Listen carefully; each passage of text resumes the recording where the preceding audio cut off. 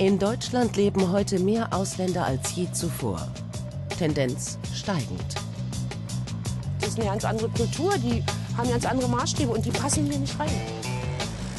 Lädt unser Sozialstaat zum Missbrauch ein?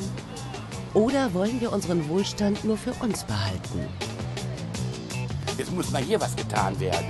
Hier ist jetzt der Brennpunkt. Gehört der Islam wirklich zu Deutschland? Keine Interviews.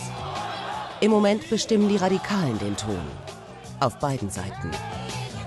Wir sind Christen. Wenn sie sterben, gehen direkt ins Paradies. Höchste Stufe.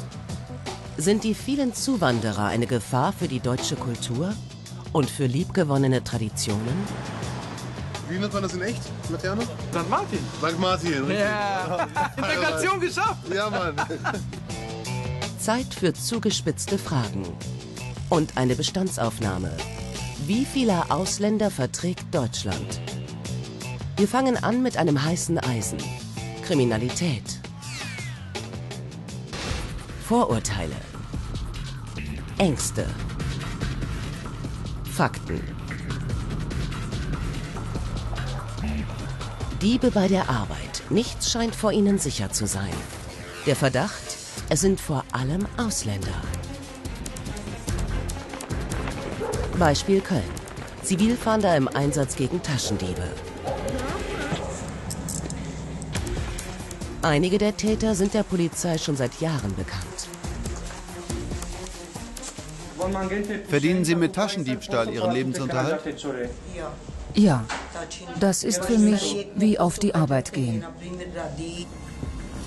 Räuberei auf offener Straße, Jagd nach Geldbörsen und Handys. Ist das deins hier? Ist das deins? Ich hab gekauft. Hab ich. Über 70% der Taschendiebstähle in Deutschland gehen auf das Konto von ausländischen Tätern. Aber was heißt das? Kann man daraus schließen, Ausländer sind generell krimineller als Deutsche? Die brutalen, schweren Delikte sind drastisch rückläufig. Und das, obwohl wir immer mehr Migranten in Deutschland leben haben. Durch Zuwanderung gibt es nicht insgesamt mehr Kriminalität. Gewaltverbrechen gehen zurück. Eigentumsdelikte nehmen zu.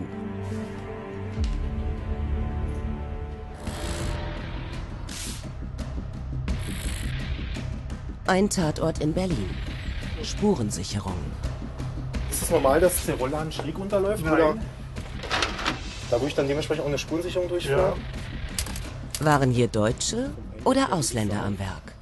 Im Bereich Nikolassee gab es im letzten Jahr vermehrt Einbrüche. Da sind die Täter in der Art vorgegangen, dass durch offenstehende Fenster und Türen eingestiegen wurde, obwohl die Bewohner der jeweiligen Häuser auch anwesend waren, also geschlafen haben. Es war alles offen, es war alles hier verteilt, überall alles offen. Ich finde nicht mal so, dass die Werte weg sind, aber dieses Gefühl, hier war jemand. Das ist so ohnmächtig, so furchtbar. Der Verdacht fällt auf gut organisierte, hochmobile Banden. Nach unserer Erfahrung kommen diese zumeist aus Südosteuropa. Die sind in der Regel auch hierarchisch aufgebaut. Das heißt, die haben feste Strukturen, halten sich in den betreffenden Gebieten, wo sie die Straftaten begehen, auch nur eine kurze Zeit auf. Grenzüberschreitende Kriminalität nennt das die Polizei. Laut Statistik haben 20% aller Tatverdächtigen einen ausländischen Wohnsitz, also jeder Fünfte. In der Wahrnehmung der Betroffenen sieht das Verhältnis ganz anders aus. Der Verdacht bei Einbrüchen fällt oft automatisch auf Ausländer. Mein Mann hat also auch öfter Personen verfolgt, die so geguckt haben, so gezielt. Es laufen natürlich viele Leute rum und gucken sich an. Manche meinen es wohlwollend, ach, ist das schön hier, das Grundstück, und die anderen, vielleicht spähen sie aus. Ne? Man kann es sehr schlecht unterscheiden. Was haben Sie für einen Eindruck? Was sind das dann für Leute? Ich möchte es eigentlich nicht sagen. Meistens keine Deutschen. Wer bei Familie Bauch in Berlin wirklich eingebrochen hat, konnte die Polizei bislang nicht ermitteln. Von 100 Fällen, in denen es zu einem Einbruch kommt, führen nur 2 dazu, dass jemand verurteilt wird. Das ist kein Ruhmesblatt unseres Rechtsstaates. Trotz der hohen Dunkelziffer Der Anteil von nicht-deutschen Tatverdächtigen ist bei vielen Delikten höher als der Durchschnitt. Die Polizei reagiert und setzt zunehmend auf Beamte mit Migrationshintergrund. Nilay Bugur ist Polizeiobermeisterin in Berlin. Wo ein Gesetzesbrecher geboren ist, spielt für sie keine Rolle. Hand weg, ja? Jetzt. Die Bösen sind die Bösen. Es ist völlig egal, was für einen Migrationshintergrund sie haben oder ob sie überhaupt einen Migrationshintergrund haben. Und die normalen Mitbürger werden auch ganz normal behandelt. Unsere aktuelle Umfrage zum Thema? Trotz der verbreiteten Vorurteile glauben 54% der Befragten nicht, dass Ausländer häufiger Straftaten begehen als Deutsche. Die Mehrheit liegt damit im Trend der Wissenschaft. Denn Studien aus allen Industriestaaten zeigen, entscheidend für die Straffälligkeit sind nicht Herkunft oder Hautfarbe, sondern Bildung und soziales Umfeld. Man kann nicht sagen, die Ausländer sind krimineller, sondern nur diejenigen, die sozial nicht gut integriert sind, die bildungsmäßig nicht die Chancen der Deutschen haben. Da haben wir natürlich Probleme. Unser erstes Fazit: Sind Ausländer generell krimineller als Deutsche? Die Antwort ist nein. Wenn Umfeld und Bildung gleich sind, dann gibt es auch keinen Unterschied bei der Kriminalität. Warum klappt es trotzdem nicht so recht mit der Integration? Laut Umfrage sehen 2/3 der Deutschen die Verantwortung bei den Ausländern. Macht es sich die Mehrheit da nicht so leicht? Wir unterziehen deutsche Arbeitgeber einem Toleranztest. Ein Schauspieler schlüpft in 2 Rollen. Als Türke heißt er Ahmed, als Deutscher Michael. Beide suchen eine Lehrstelle mit gleichen Noten und ehrenamtlicher Zusatzqualifikation. Wir schicken 100 Bewerbungen an Betriebe in ganz Deutschland. Werden die Firmen eher Michael oder Ahmed auswählen? In diesem Hotel wurde Ahmed abgelehnt. Michael bekommt eine Chance. Mit versteckter Kamera geht es zum Vorstellungsgespräch. Hallo. Freut mich. Was speziell interessiert Sie? Dass ich halt mit neuen Kulturen und Menschen immer was zu tun haben kann. Ich tue auch sehr viel Soziales. Bin eher dann unterwegs und in der Natur. Oder das ist was immer, machen Sie denn so Soziales? Pfadfinder, genau. Dann klären wir die Situation auf. Warum hat Ahmed eine Absage bekommen, trotz gleicher Qualifikation? Also ich kann mir nur erklären, dass Lehrgutannahme im Getränkefachmarkt mehr mit Dienstleistung zu tun hat, als Werbetechnik, Druckerei und dann 3 Praktika. Am ausländischen Namen habe es nicht gelegen, sagt die Frau vom Hotel. Aber Diskriminierung in Deutschland ist ein Fakt. Sie sehen, da bewirbt sich ein Deutscher und da bewirbt sich jemand mit einem türkischen Namen. Und da fängt dann im Hirn sowas an wie ein Kino. Man assoziiert den Namen mit bestimmten Erfahrungen oder Dingen, die man gehört hat über Jugendliche. Vielleicht, das hat uns ein Unternehmer geschildert, wir hatten mal einen Azubi, der hieß Ali und stammte aus der Türkei. Mit dem kamen wir nicht klar. Der wurde von der einen Abteilung in die andere gereicht und irgendwann war er weg. Da mussten wir uns von ihm trennen. Und seitdem hat in diesem Unternehmen ein Ali keine Chance mehr. in unserem Test hat Michael fast doppelt so viele Zusagen bekommen wie Ahmed. Ein Ergebnis, das sich mit einer aktuellen bundesweiten Studie deckt. Wir haben festgestellt, dass die Jugendlichen mit einem türkischen Namen doch deutlich schlechtere Chancen hatten, eine Einladung zum Vorstellungsgespräch zu kriegen. Und wenn man so eine Einladung nicht kriegt, hat man auch überhaupt keine Chance auf den Job, obwohl die Leute gleich gut qualifiziert waren und die gleichen Voraussetzungen hatten. Integration ist keine Einbahnstraße. Die Alteingesessenen müssen mitmachen. Doch auch wenn die Vernunft Ja sagt, stellt sich das Unterbewusste manchmal quer. Die alte Angst vor Überfremdung. Unsere nächste Frage. Verliert Deutschland Kultur und Identität? Der beliebteste Snack der Deutschen? Döner. Das beliebteste Getränk? Kaffee. Das Jugendwort 2013? Babo. Das bedeutet Chef oder Anführer. Ich glaube, de facto sind wir schon viel stärker durchmischt, als wir vielleicht wahrhaben wollen, als wir vielleicht wirklich wahrnehmen. Kanak Sprak. Die Sprache der in Deutschland geborenen jungen Türken hat Kultstatus. Zumindest für viele Jugendliche. Der Türken-Slang, Lamm, bring mir bei. Hallo, ich will Tee, heißt der Lamm, bring mir Chai. Wie schnell sich Sprache verändert, zeigt unsere Stichprobe in der Fußgängerzone. Kennst du das Wort Babo? Babo, ja. Was bedeutet das? Ja, so wie Chef, ne? So wie einer, der das Sagen hat. Das mit dem Babo, das gibt's auch in irgendeinem Lied von so einem Rapper. Deswegen sagt man ja auch, Chabos wissen, wer der Babo ist. Haiwan, das heißt sowas wie Tier. Yalla, venga, Aslak, das kommt aus dem Kanak so, ne? Kanaken werden als Ausländer gezählt und dann haben die halt daraus einen Aslak gemacht. Hier, wir sind Aslaks. Kes, sei leise, so halt die Fresse. Ich bin zwar auch selber Ausländer, aber wenn ich zu Hause so rede, kriege ich immer direkt Ärger. Für alle, die um die Sprache Goethes und Schillers bangen, haben Experten schlechte Nachrichten. Wir steuern darauf zu, dass die deutsche Gesellschaft immer heterogener wird. Schon jetzt können wir sagen, knapp 40% der deutschen Gesellschaft haben familiale Bezüge zu Personen mit Migrationshintergrund. Also Herkunftsdeutsche sind verheiratet mit Frauen, die Migrantinnen sind und haben Kinder, die als Kinder mit Migrationshintergrund gelten. Wie gut müssen Einwanderer die deutsche Kultur kennen? Die Politik verlangt einen Einbürgerungstest. Unser Testbeauftragter, der Comedian Abdel Karim, stellt die Originalprüfungsfragen Kölner Passanten. Welches Recht gehört zu den Grundrechten in Deutschland? Ja. Waffenbesitz, Faustrecht, Meinungsfreiheit, Selbstjustiz. Das gehört alles nicht dazu. Waffenbesitz, Faustrecht, Meinungsfreiheit, Selbstjustiz. Ja, ist echt neu, jetzt mal ganz ehrlich. Ja. Einfach, oder? Mhm. Was ist mit dem deutschen Gesetz vereinbart? Die Prügelstrafe, die Folter, die Todesstrafe oder die Geldstrafe? Was war das letzte? Die Geldstrafe. Die Geldstrafe? Nochmal die Frage bitte? Was ist mit dem deutschen Gesetz vereinbar?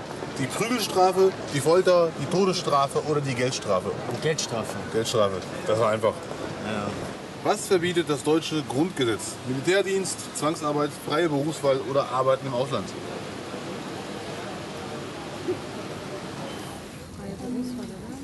Was verbietet es? Ja. Zwangsarbeit. Zwangsarbeit, Maschallah. Woher kommt ihr ethnisch? Also meine Eltern kommen aus der Türkei. Und deine? Meine auch.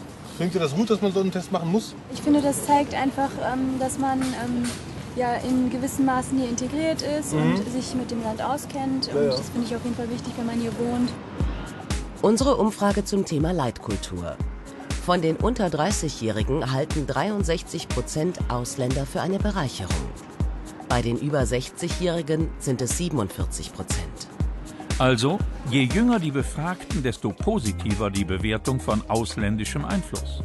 Insgesamt sieht mehr als die Hälfte Ausländer als Bereicherung und nicht als Gefahr für deutsche Kultur. Unsere nächste Frage. Haben wir nicht schon zu viele Ausländer? In Deutschland leben 7 Millionen Menschen ohne deutschen Pass. Und noch einmal 17 Millionen mit deutschem Pass und Migrationshintergrund. Für Einwanderer ist Deutschland das zweitbeliebteste Land auf der Welt, nach den USA.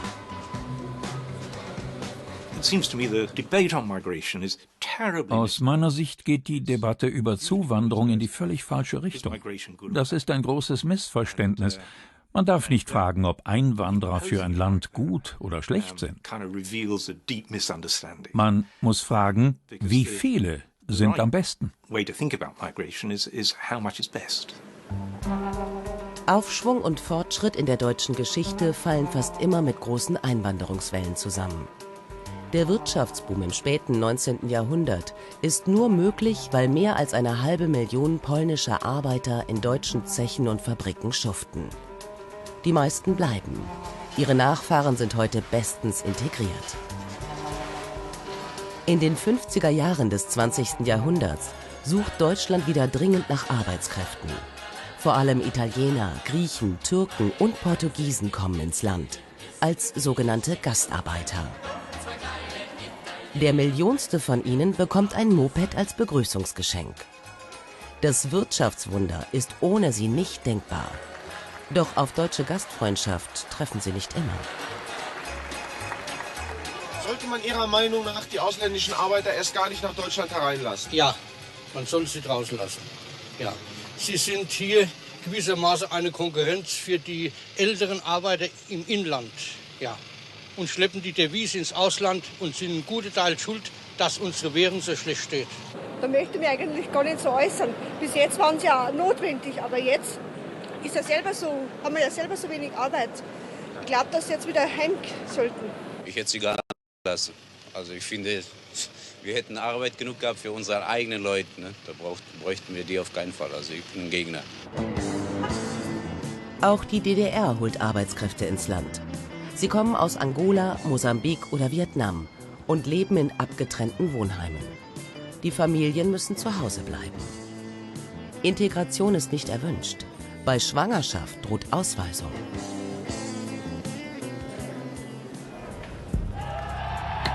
Nach dem Mauerfall gibt es eine erschreckende Welle von Übergriffen gegen Ausländer und Asylbewerber. Von Mölln bis Rostock. Gerade in sozial schwachen Regionen, vor allem in Ostdeutschland, haben die Menschen Angst, die Ausländer könnten ihnen etwas wegnehmen. Neue Studien zeigen, je wichtiger Einwanderung für ein Land wird, umso geringer ist die Bereitschaft der Bevölkerung, Sozialleistungen für die Arbeitslosen und Alten zu zahlen. Das heißt, wer auf solche Zahlungen angewiesen ist, hat Angst, etwas zu verlieren und lehnt deshalb Zuwanderung ab, so wie damals im Osten Deutschlands. Das aktuelle Elend in Afrika und im Nahen Osten hat die Zahl der Asylbewerber in Deutschland in diesem Jahr auf 140.000 ansteigen lassen. Mehr als in jedem anderen europäischen Land. Nur in der Nachbarschaft wollen sie viele nicht haben. Nicht in Nobelvierteln wie Hamburg-Harvestehude. Bei den Sofienterrassen, da kommt doch ein Flüchtlingsheim hin. Aus dem Grunde ziehen wir da auch nicht hin. Wir wollten ursprünglich hinziehen, als wir dann die Meldung bekamen, haben wir gesagt, das kommt für uns nicht in Frage. Warum nicht? Weil ich finde, es gibt genügend andere Möglichkeiten, die Flüchtlinge unterzubringen. Nichts gegen Flüchtlinge, aber man muss nicht unbedingt die Gegend nehmen. Es wäre für diese Menschen vielleicht besser gewesen, ein Objekt zu finden, wo sie ihresgleichen, in Anführungsstrichen, finden, wo sie auch mehr Kontakt bekommen und vor allen Dingen Einkaufsmöglichkeiten mehr haben. Doch auch in ärmeren Vierteln wie Berlin-Köpenick will so mancher lieber keine Asylbewerber als Nachbarn. Das ist eine ganz andere Kultur, die haben ganz andere Maßstäbe und die passen hier nicht rein. Und ich bin auch der Meinung, Deutschland hat eigentlich genug getan. Also nur jetzt noch mehr Asylanten hierher. Natürlich müssen die irgendwo hin, ist mir schon klar. Und es ist auch richtig, dass wir helfen. Aber so dicht in so ein dicht besiedeltes Wohngebiet rein, finde ich unmöglich. Schrecklich, ganz ehrlich, schrecklich. Und wieso? Weil wir nur Probleme haben mit den Leuten. Nicht jetzt wegen der Rasse, aber die bilden sich ja ein, dass sie hier die absoluten Macker sind und was weiß ich nicht alles. Nee, ich finde das scheiße. Unabhängig vom persönlichen Empfinden, andere Länder nehmen im Verhältnis zur Einwohnerzahl weit mehr Flüchtlinge auf als wir. Leute, die weggehen von zu Hause, gehen ungern weg. Auch wenn es ihnen nicht gut geht, aber sie gehen immer ungern weg. Wir würden auch ungern weggehen. Und die Leute, die weggehen, sind aber nicht diejenigen, die alle anderen nach sich ziehen. Das sind Ausnahmeerscheinungen. Wenn Asylbewerber in der Nachbarschaft einziehen, ist manchmal Polizeischutz nötig. So wie 2013 in Berlin-Hellersdorf. Wir sind das Volk! Wir wohnen hier, aber nicht ihr! Wie muss das wirken auf Menschen, die vor Krieg und Terror geflohen sind? Wimbern in Nordrhein-Westfalen. Ein kleiner Ort im Sauerland. Landwirtschaft. 850 Alteingesessene. Und seit kurzem auch etwa 500 Asylbewerber.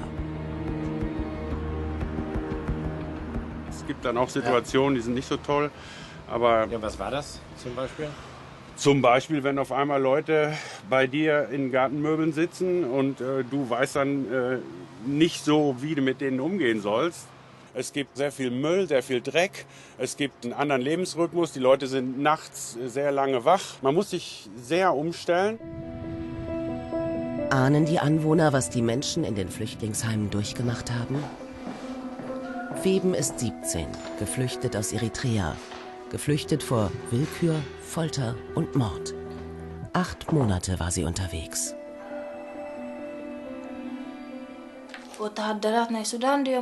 An der sudanesischen Grenze kamen Männer auf uns zu. Ich weiß nicht, ob sie von der libyschen Regierung waren oder vom Militär oder Diebe. Sie haben die Mädchen vergewaltigt. Und dann haben sie uns einfach zurückgelassen. Ohne Kleidung, nackt.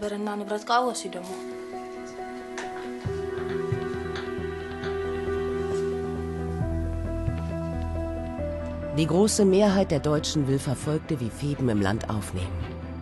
Laut unserer aktuellen Umfrage sind 83% der Befragten für das im Grundgesetz verbriefte Recht auf Asyl. Wir sind eine der am meisten prosperierenden Volkswirtschaften in Europa.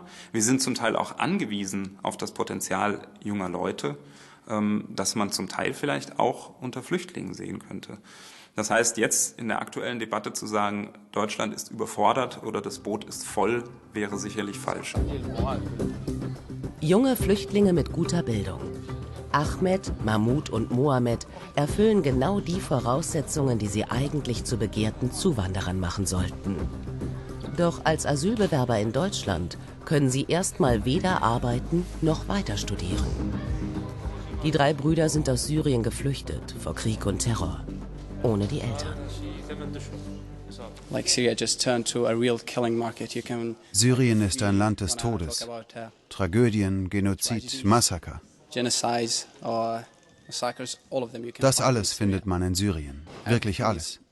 Jeden Tag werden dort Menschen ermordet. Kinder. Fast nur Zivilisten. 6.000 € haben die Brüder für ihre Flucht nach Europa bezahlt. An Schleuser pro Person. Auf ihren Handys haben sie die riskante Reise festgehalten. Hätte man sie geschnappt, wären sie jetzt wieder in Syrien. Das Geld wäre weg.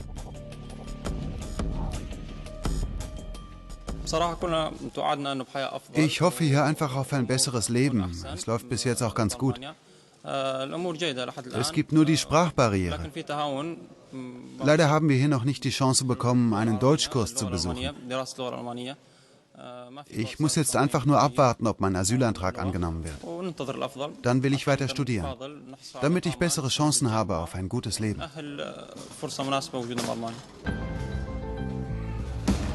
Jeder 10. Asylbewerber in Deutschland hat eine akademische Ausbildung. Jeder 3. einen Abschluss als Facharbeiter. Doch am Ende werden 84% aller Anträge abgelehnt. Die 3 Brüder haben bessere Chancen. Deutschland schiebt derzeit keine Flüchtlinge nach Syrien ab. Dass sie jetzt allerdings erstmal monatelang warten müssen, statt zu studieren und zu arbeiten, sehen Experten als Ärgernis. Denn Deutschland braucht hochqualifizierte Fachkräfte. Und zwar nicht ein paar Tausend, sondern besser Millionen. 100 Deutsche haben noch 68 Kinder und können mit 47 Enkeln rechnen. Glauben die Deutschen ernsthaft, dass diese 47 Enkel für die 100 Omas und Opas die Rente sichern können? Die Mehrheit der Deutschen zieht ähnliche Schlüsse. 54% in unserer Umfrage sagen, ja, um die Zukunft Deutschlands zu sichern, brauchen wir mehr Arbeitskräfte aus dem Ausland. Wir verlieren ja bis zum Jahr 2040 10 bis 20 Millionen Menschen im erwerbsfähigen Alter aus demografischen Gründen. Das heißt, es wird immer problematischer in Deutschland, Arbeitskräfte zu finden. Insofern sind Zuwanderer absolut notwendig. Von das Boot ist voll kann überhaupt nicht die Rede sein, sondern im Gegenteil, wir müssen uns überlegen, wie wir mehr Menschen dazu bewegen können, in Deutschland zu leben und zu arbeiten. Einwanderer in Deutschland haben statistisch gesehen einen höheren Bildungsgrad als die einheimische Bevölkerung. 200.000 ausländische Studenten besuchen derzeit deutsche Universitäten. Aber nicht nur die Zukunft, auch die Gegenwart würde ohne Zuwanderer nicht funktionieren. Deutschland ohne Ausländer? Die Gastronomie würde zusammenbrechen. Jedes zweite Restaurant müssten wir uns wegdenken. Auch die Gesundheitsversorgung stünde vor dem Kollaps, wenn die 30.000 ausländischen Ärzte das Land verlassen würden. In der Autoindustrie würden alle Räder stillstehen. Und die Bundesliga müsste den Spielbetrieb einstellen. Fast die Hälfte aller Spieler haben keinen deutschen Pass. Ohne Robben, Ribéry und Co. würde Leere auf den Plätzen herrschen. In der Champions League hätten deutsche Teams keine Chance.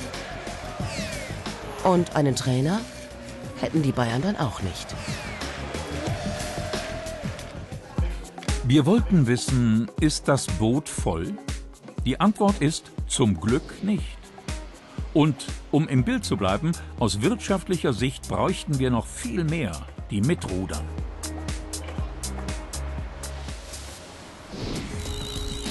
Unser nächster Punkt. Sind Muslime schwerer zu integrieren? In Zeiten islamistischen Terrors eine heikle Frage. Bilder von IS-Grausamkeiten aus Nahost beherrschen die Fernsehschirme. Eine Gruppe von Extremisten verzerrt das Bild des Islam.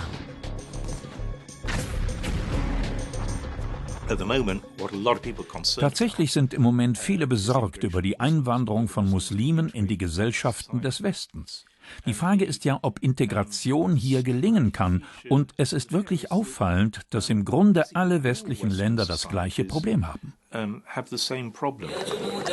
Auch junge Deutsche sind beim IS. Hallo Mama und Papa. Ich bin hier schon seit Februar hier in Syrien. Ich bin nur gegangen, damit Allahs Wort das Höchste ist. Der Terror in Syrien findet ein Echo auf Deutschlands Straßen. Wir wünschen, dass sie vor der Hölle gerettet werden. Extremisten rufen deutsche Muslime zur Gewalt auf. Ihr habt kein Recht mehr in Deutschland zu leben. Alhamdulillah. Hier herrscht ein islamischer Staat. Lamia Kador ist Islamwissenschaftlerin. Als Religionslehrerin hat sie auch Schüler unterrichtet, die sich später dem IS angeschlossen haben. Das ist fast immer das gleiche Motiv.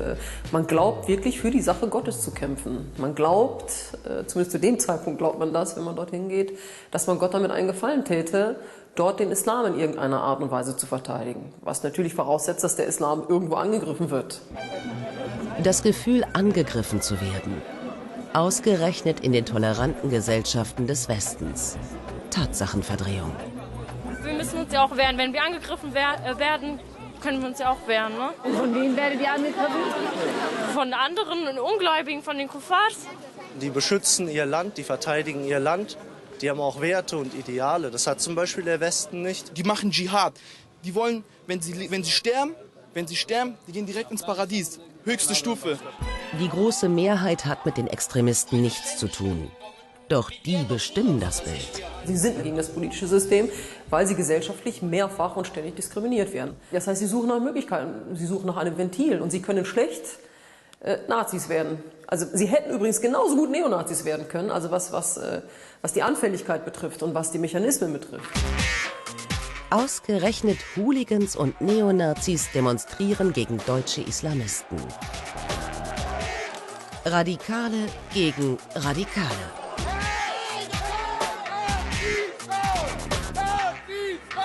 Von Integration redet hier niemand. Wir haben feststellen können, dass unsere rechtsextremen Schläger mit den Banden von türkischen männlichen Jugendlichen alles gemeinsam haben. Sie sind zu Hause gleich oft verprügelt worden, sie sind Machos durch und haben Zwillingsbrüder, die sie hassen. Sie wissen es nur nicht, dass sie Zwillingsbrüder sind. Wenn in Deutschland neue Moscheen gebaut werden, zeigen sich oft die Grenzen der Toleranz. Anwohner machen mobil, wie hier in Köln-Ehrenfeld. Wir sind Christen! Der Bau der Kölner Zentralmoschee war jahrelang von Protesten begleitet. Jetzt ist das Gotteshaus fast fertig. Haben sich die Befürchtungen der Anwohner bestätigt? Abdelkarim fragt nach im Schatten der Minarette von Köln. Viele sagen ja, die Moschee ist vielleicht ein Tick zu klein. Wie ist deine Meinung dazu? Ja, ich finde sie schon recht groß. Und ja? Ja, auf jeden Fall. Also okay. Mit das Größte, was ich je gesehen habe, außer natürlich katholische Kirchen oder sowas. Ja, kann man auch von einem Meisterwerk sprechen? Ich denke schon, absolut. Ja. Das ist ein architektonischer Bau, den man jetzt nicht überall hier in Köln findet. Okay, okay. Und deshalb finde ich das absolut, also ich finde es toll. Sie waren doch sicher schon drin, ne? Ja, so wie ich aussehe? Ja. Natürlich. Also gegen sowas habe ich nichts. Ja, finde ich gut. Sie haben ja auch nichts gegen unsere Kirche, ne? Nee, um Gottes Willen. Wie ist Ihre Meinung generell dazu, dass so eine Riesenmoschee hier entsteht? Das ist mir wurscht, piep, egal. Von mir aus kann jeder glauben, was er will, solange er mich in Ruhe lässt. Unsere nächste Umfrage. Woran denken die Deutschen beim Stichwort Islam? Benachteiligung der Frau? Fanatismus? Engstirnigkeit? Vorurteile? An bestimmten Stellen ist der Islam noch längst nicht so weit wie andere Religionsgemeinschaften. Das hat auch Gründe, die an den Muslimen selbst natürlich liegen, aber das hat natürlich auch Gründe wegen der Vorbehalte dieser Glaubens- und Religionsgemeinschaft gegenüber. Der Islam hat ein Imageproblem.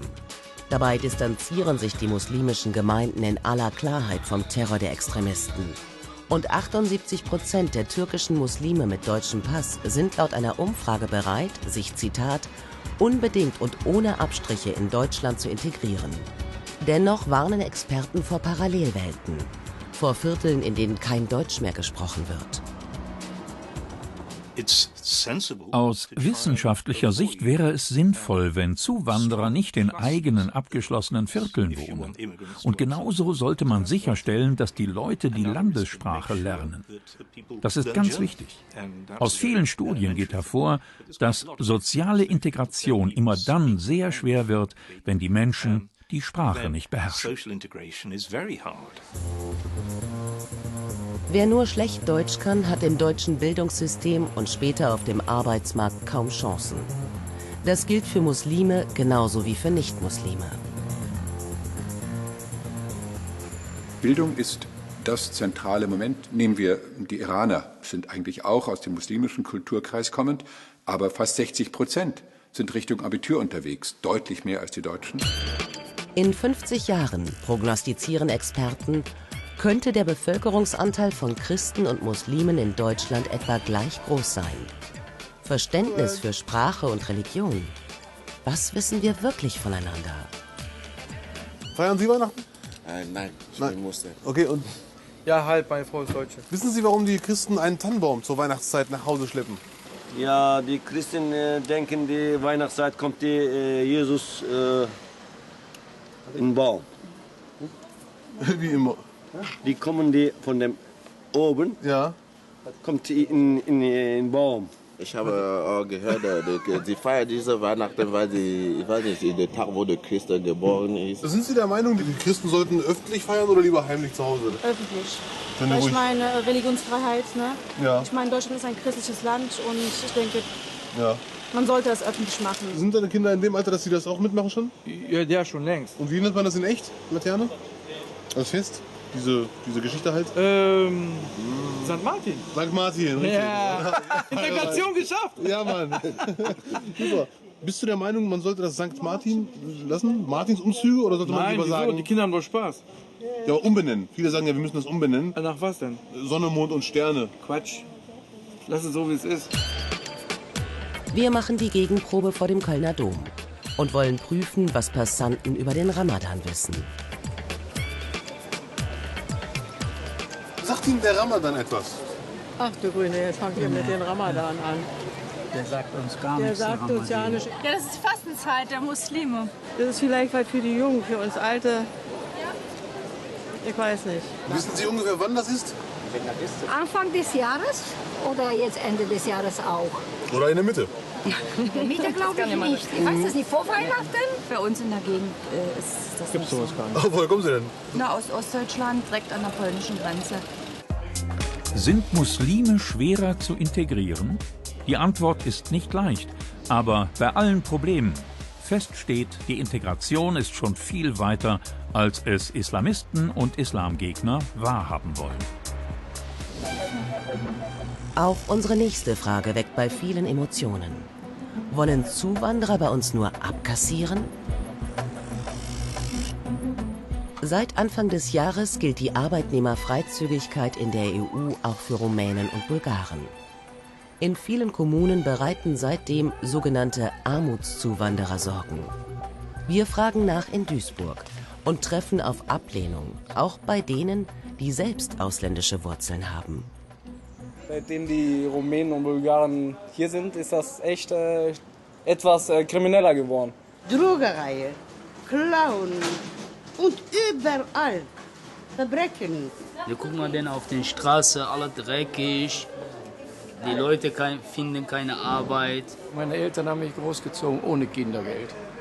In einer schweren Zeit. Und was kriegen die heute? haben 4, 5 Kinder, kriegen über 2000 netto. Das hat doch keine alte Frau zum Leben. Das habe ich an Rente nicht mit 46, fast 46 Berufsjahren. Ist das korrekt?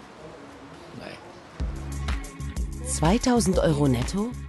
Zu Gast bei Familie Sturza aus Rumänien. Vor einer Woche kam das 5. Kind. Sozialarbeiter helfen beim Antrag fürs Kindergeld. Wie geht es Ihnen in Deutschland? Im Vergleich zu Rumänien gut. Was fehlt Ihnen? Arbeitsplätze. Familie Sturza lebt von Sozialleistungen. Knapp 1000 € gibt es für die 5 Kinder. Der Vater sucht Arbeit als Hausmeister oder auf dem Bau. Durch Zuwanderung kommen eben auch viele Geringqualifizierte ins Land. Das können wir gar nicht verhindern, weil viel Zuwanderung auch im Rahmen der Freizügigkeit innerhalb der Europäischen Union stattfindet, die gar nicht steuerbar ist. Ins hochverschuldete Duisburg sind überdurchschnittlich viele Rumänen und Bulgaren gezogen. Die Mehrkosten allein für Schulen und Gesundheitsversorgung belaufen sich pro Jahr auf 5,8 Millionen €. Der Oberbürgermeister schlägt Alarm. Die Kosten zu hoch? Der soziale Friede gefährdet? Wenn man sich in einer Stadt mit knapp 500.000 Einwohnern ernsthaft Gedanken machen muss über eine Gruppe, die mit 10.000 Menschen ja relativ klein ist, dann zeigt das nochmal, wie bedrohlich die Situation ist, wie gefährdet der soziale Frieden in einzelnen Stadtquartieren auch ist. Und wir werden als Städte, die mit diesem Zuzugsphänomen konfrontiert sind, alleine diesem Phänomen nicht mehr Herr. Hohe Arbeitslosigkeit, leere Kassen. Die Zuwanderer verstärken in Duisburg Probleme, die es schon vorher gegeben hat. Die Leute sind hier alle frustriert. Die haben hier Wut im Bauch. Ne? Weil hier nichts gemacht wird. Das ist der absolute Brennpunkt. Die Kinder sind ja nachts auf der Straße, alles. Und keiner kümmert sich darum. Hier müssen sie Geld investieren. Oder mit dem Soli-Zuschlag. Wie lange zahlen wir schon den Soli am Osten? Wie lange schon? Jetzt muss mal hier was getan werden. Hier ist jetzt der Brennpunkt. Auf der Suche nach einem besseren Leben. Aber nicht willkommen. Armutsflüchtlinge waren schon immer ein Motor der Geschichte. Oft genug waren es Deutsche. Vor 200 Jahren strömten Tausende aus dem ländlichen Bayern ins Ruhrgebiet. 5 Millionen Deutsche suchen ihr Glück in England oder Amerika und treffen dort auf ähnliche Probleme wie Migranten heute in Deutschland. Der Enkel einer dieser Auswanderer ist heute Professor in Oxford. Mein Großvater verließ sein schönes kleines Dorf Ernstbach, das wirklich sehr arm war, und zog in die damals reichste Stadt in Europa, Bradford in England. Wer damals Geld hatte, wanderte nach Amerika aus, wer nicht, nach England. So kamen wir hierher. Aber paradoxerweise ist Ernstbach heute viel wohlhabender als Bradford. Auch in Nordamerika und England gab es viel Streit und sogar Blutvergießen um die Zuwanderer. Aber langfristig haben die Einwanderungsländer profitiert, als weltoffene Demokratien. Ich bin ja Wirtschaftswissenschaftler, aber die wirklich großen Veränderungen durch Zuwanderung sind nicht die kurzfristigen ökonomischen, sondern die langfristigen sozialen Effekte. Die kurzfristigen Folgen für die Wirtschaft erhalten immer viel zu viel Aufmerksamkeit. Dabei sind sie eigentlich bedeutungslos. Kurzfristige negative Folgen? Die vermuten manche hier, auf deutschen Gewerbeämtern. Arbeitslose Zuwanderer können ohne große Umstände ein Gewerbe anmelden. Dann haben sie nach einem Jahr Anspruch auf Hartz IV. Hier beispielsweise ist so ein ganz typischer Fall. Der hat angemeldet Fliesen, Platten, Mosaikleger, Trockenbau und Bauhelfer. Eben hatten wir auch noch Gebäudereinigung. Dann putzen die halt irgendwo für irgendwen. Durch die Anmeldung ergibt sich nur die Absicht, was sie eigentlich machen wollen. Was sie dann tatsächlich tun, entzieht sich unserer Kenntnis, weiß ich nicht. Die Beamten können nicht erkennen, wer wirklich ein Gewerbe anmeldet, um zu arbeiten, und wer nur den Anspruch auf Hartz IV sichern will. Auffallend viele melden sich als Fliesenleger an. Fliesenplatten und Mosaikleger. Ja, genau. Okay. Paragraph 19. Ja. Zuwanderer, die nur abkassieren? Derzeit beziehen 14% der Rumänen und Bulgaren in Deutschland Hartz IV. Das sind 2% weniger als der Durchschnitt aller Ausländer. Ich denke, das hält die deutsche Gesellschaft und auch unsere Sozialkassen notfalls aus, wenn es eben ein paar Einwanderer gibt, die sich auf diesem Wege ein Anrecht erwerben auf Sozialleistungen. Die meisten wollen arbeiten, manche um jeden Preis. Am Stübenplatz in Hamburg stehen Arbeiter aus Bulgarien. Sie hoffen auf einen Job im Hafen. Auch Betin Kamba hat sich mit dem Entladen von Containern Geld verdient. Bis zu seinem Arbeitsunfall. Wir wollten in Deutschland arbeiten. Aber wir sind die Sklaven der Türken und der Deutschen geworden.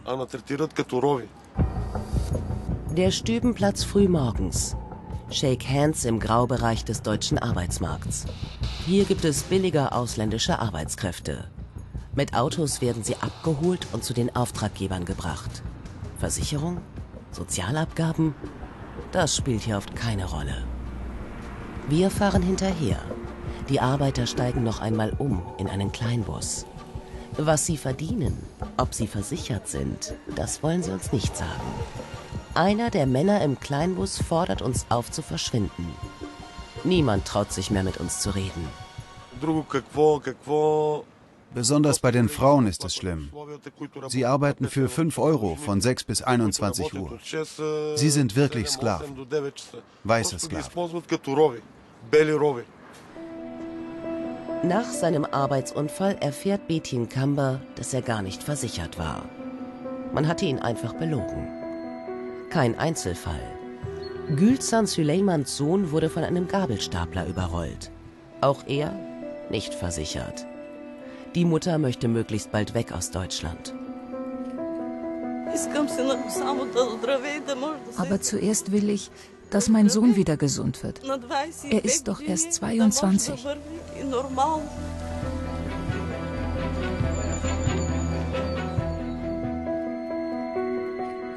Das Gerede von den Armutsflüchtlingen betrifft mit Sicherheit nicht 1% der Fälle, die wir tatsächlich kennen. Leute, die also nur in die berühmten Sozialsysteme einwandern wollen angeblich. 99% wollen vernünftige Tätigkeiten. Dennoch ist die Freizügigkeit in der EU umstritten. 44% der Befragten in unserer Umfrage sind für die Begrenzung der Zuwanderung. 48% wollen sie beibehalten. Wollen die nur abkassieren?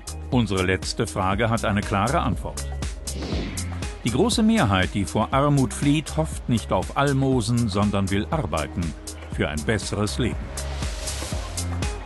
Zurück zu unserer Ausgangsfrage. Wie viele Ausländer verträgt Deutschland?